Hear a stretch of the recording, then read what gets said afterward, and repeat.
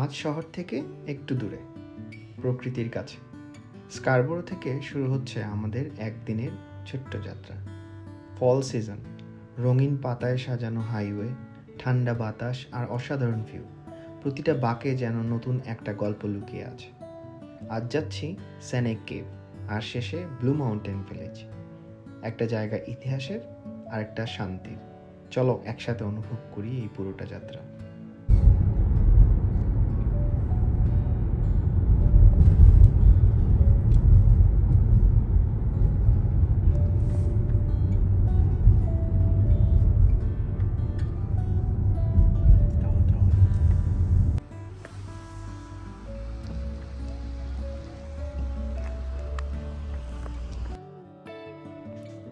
টিকিটের দাম ছিল $35। গেটে ঢুকতেই মনে হলো অন্য এক দুনিয়ায় এসেছি। এই জায়গার ইতিহাস প্রায় 10,000 বছর পুরনো। বরফ যুগের সময় হিমবাহ গলে যাওয়ার পর তৈরি এই বিশাল পাথরের গুহাগুলো। কিছু তথ্য দেই। এই পুরো এলাকা একসময় প্রাচীন সমুদ্রের অংশ ছিল, তাই এখানকার চুনাপাথর হাজার হাজার বছর ধরে বাতাস আর বরফের চাপে আজকে এই আকৃতি পেয়েছে। পুটুন আর ইউরন উইন্ড্যাট ইন্ডিজিনিয়াস জনগোষ্ঠী একসময় এই জায়গাকে পবিত্র বলে মানতেন।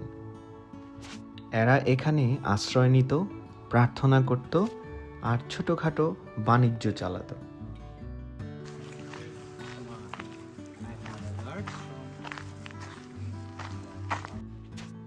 পথ ধরে এগিয়ে যাচ্ছি সাসপেনশন ব্রিজের দিকে। চারপাশে গাছপালা, পাখির ডাক আর পাতার মৃদু শব্দ। বাতাসে ঠান্ডা একটা ঘ্রাণ, প্রকৃতি যেন ফিসফিস করছে।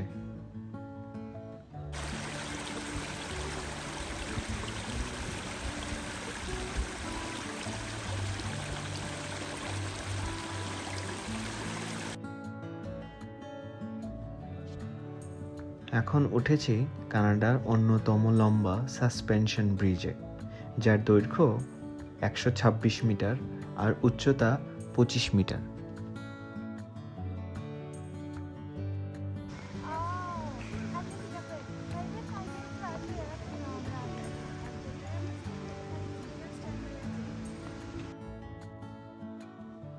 নিচের গাছগুলোর পাতাগুলো ধীরে ধীরে পড়ে যাচ্ছে। দূরে জর্জান বে, দৃশ্যটা আঁকা কোনো পেইন্টিং এর মতো মনে হচ্ছে।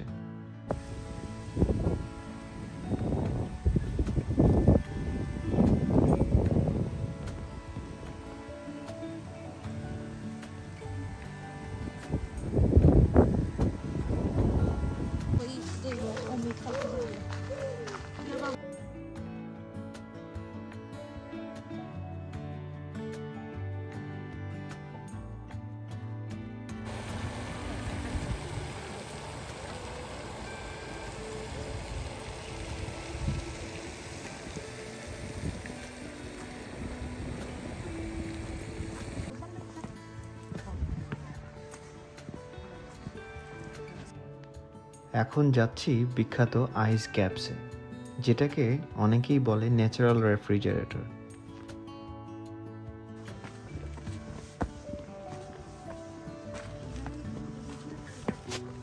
ভেতরে ঢুকতেই ঠান্ডা বাতাসে গা কেঁপে উঠল, যেন বরফের ঘর।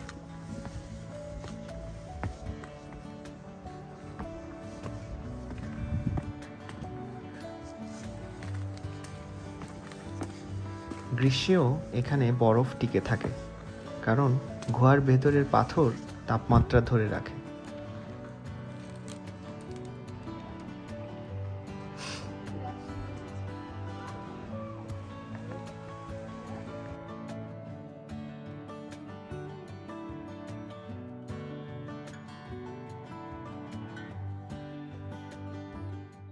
এই হচ্ছে আইস ক্যাভ 2।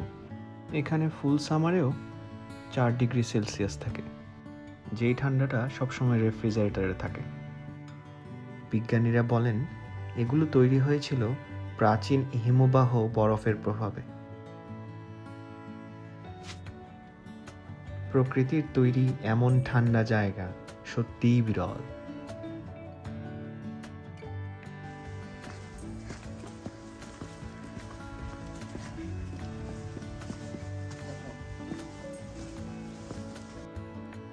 নিচের দিকে নামছে, আরো গভীরে একের পর এক গুহা।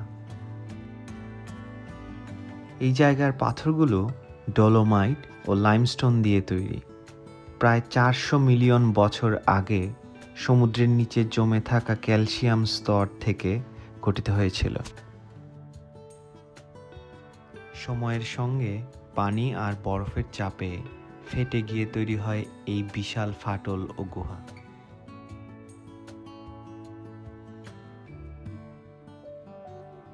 কিছু জায়গায় দেখা যায় প্রাকৃতিক খোদাইয়ের মতো দাগ, যা আসলে বাতাস ও পানির দীর্ঘ ক্ষয়ের ফল। স্থানীয় ইন্ডিজিনিয়াস জনগোষ্ঠী বিশ্বাস করত এই পাথরে আত্মার বসতি রয়েছে।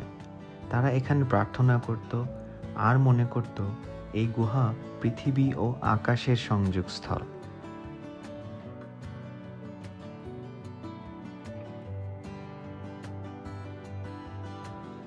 এবার ঢুকলাম এক গুহার ভেতরে। শুরুতে জায়গাটা একটু প্রশস্ত ছিল।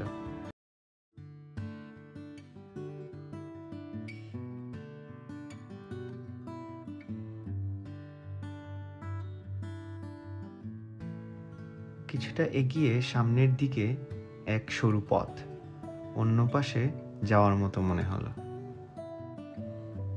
ধীরে ধীরে সেই পথ পেরিয়ে বের হয়ে এলাম,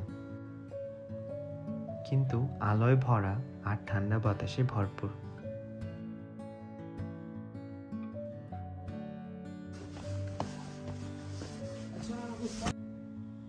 বাইরে বের হই সামনে এক বিশাল রক ফর্মেশন। ধূসর পাথরের সঙ্গে শ্যাওলা আর কমলা ছোপ, যেন প্রকৃতির ভাস্কর্য। কিছু পাথরের বয়স 300 কোটি বছর, আর কোথাও কোথাও দেখা যায় সামুদ্রিক ফসিলের দাগ।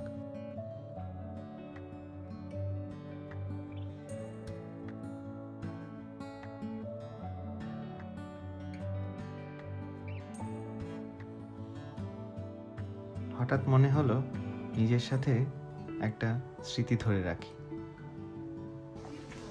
এবার ধীরে ধীরে ফিরছি মূল পথে।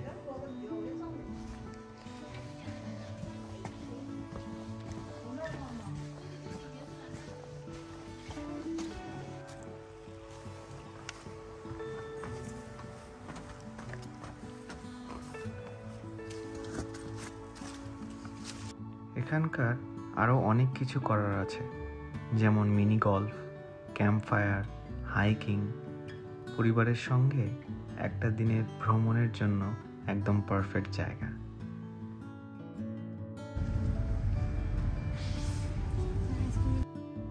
এখন রওনা দিলাম ব্লু মাউন্টেন ভিলেজের দিকে, আরও একটি জাদুকরী গন্তব্য।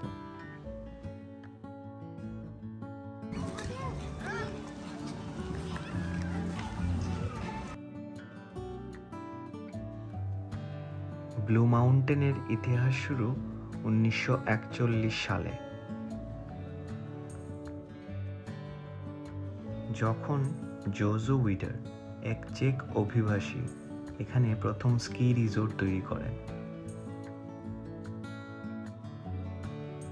আর 2001 সালে তৈরি হয় এই ইউরোপীয় স্টাইলের ব্লু মাউন্টেন ভিলেজ। শীতে স্কি, গ্রীষ্মে হাইকিং, শরতে রঙিন পাহাড়। এই জায়গা এখন সারা বছর পর্যটকে ভরা। ভিলেজে ঢুকলেই মনে হয় পিক্সেল পারফেক্ট কোনো সিনেমার সেটে আছে।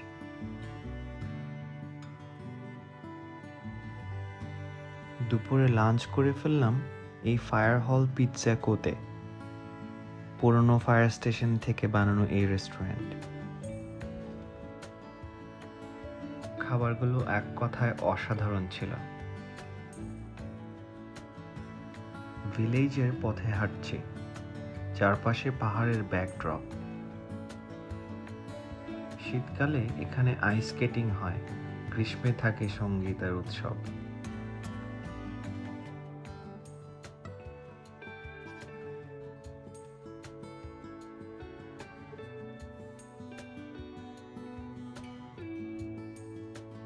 দিনটা শেষের পথে। প্রকৃতি, ইতিহাস আর শান্তির এই মিশেল মনে থাকবে অনেক দিন। পরের ভিডিওতে আবার দেখা হবে নতুন কোনো জায়গায়।